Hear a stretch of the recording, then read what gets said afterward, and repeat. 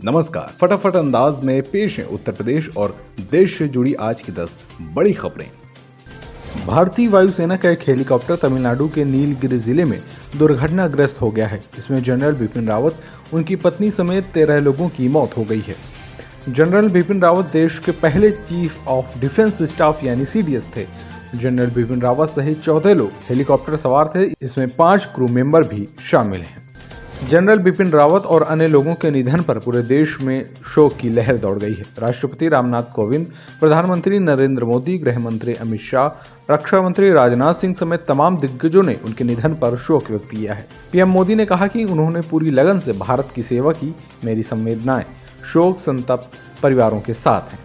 बिपिन रावत और उनकी पत्नी मधुलिका जी के असामयिक निधन से स्तब्ध और व्यथित हूँ।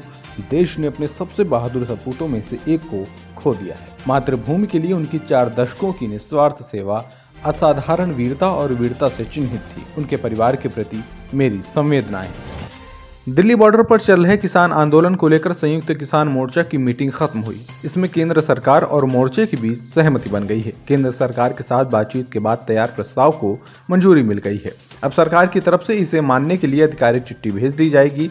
तो कल दोपहर 12 बजे फिर मोर्चे की मीटिंग बुलाकर किसानों की घर वापसी का ऐलान हो सकता है। कांग्रेस महासचिव और यूपी प्रभारी प्रियंका गांधी वाड्रा ने यूपी चुनाव के मद्देनजर बड़ा दांव चला है। महिला सशक्तिकरण पर जोर दे रही प्रियंका गांधी ने ऐतिहासिक महिला घोषणा पत्र पेश किया है। इसमें महिलाओं को नौकरी, उसमें आरक्षण, महिला सम्मान, मुफ्त स्कूटी, बसों में निःशुल्क यात्रा जैसी कई घोषणाएं शामिल हैं। लालू प्रसाद यादव के छोटे बेटे और बिहार के नेता प्रतिपक्ष तेजस्वी यादव की शादी पक्की हो गई है।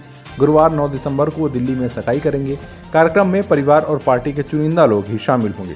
तेजस्वी यादव की शादी लालू के पुराने साथी शरद यादव की पोती सिमरन से हो रही है। सिमरन ने 2 साल पहले ईसाई धर्म स्वीकार किया था। धर्मांतरण के बाद पहली बार लखनऊ पहुंचे जितेंद्र नारायण सिंह त्यागी ने कहा कि कट्टरपंथियों के डर से हजारों लोग इस्लाम धर्म नहीं छोड़ पा रहे हैं। हालांकि उनके धर्मांतरण के बाद अब कई राज्यों से लोगों के फोन और मैसेज आ रहे हैं।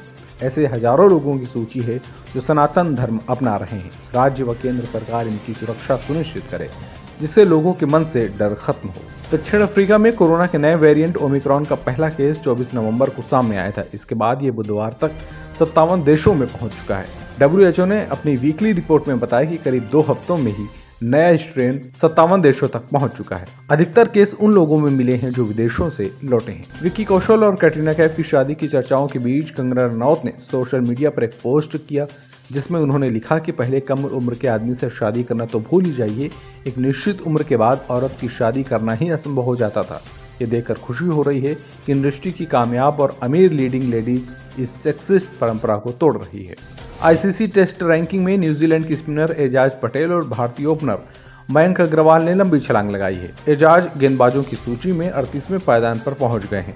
मयंक बल्लेबाजों में 11वें पायदान पर आ गए हैं। वहीं ऑलराउंडर्स में रविचंद्रन अश्विन को भी फायदा हुआ है और उन्होंने टॉप 2 में जगह बनाई है, जबकि रविंद्र जडेजा को 2 पायदान का नुकसान हुआ है। साउथ अफ्रीका के खिलाफ 26 दिसंबर से शुरू हो रही टेस्ट सीरीज के लिए टीम इंडिया का ऐलान जल्द होने वाला है, लेकिन ऐलान से पहले टीम के 4 खिलाड़ियों की चोट गंभीर पाई गई है। चोटिल खिलाड़ियों में ईशांत शर्मा, रविंद्र जडेजा, अक्षर पटेल और शुभमन गिल शामिल हैं, जो टेस्ट सीरीज से बाहर हो सकते हैं। तो ये थी आज दिन भर की बड़ी खबरें। बाकी रोचक खबरों के लिए देखते रहिए द NH0।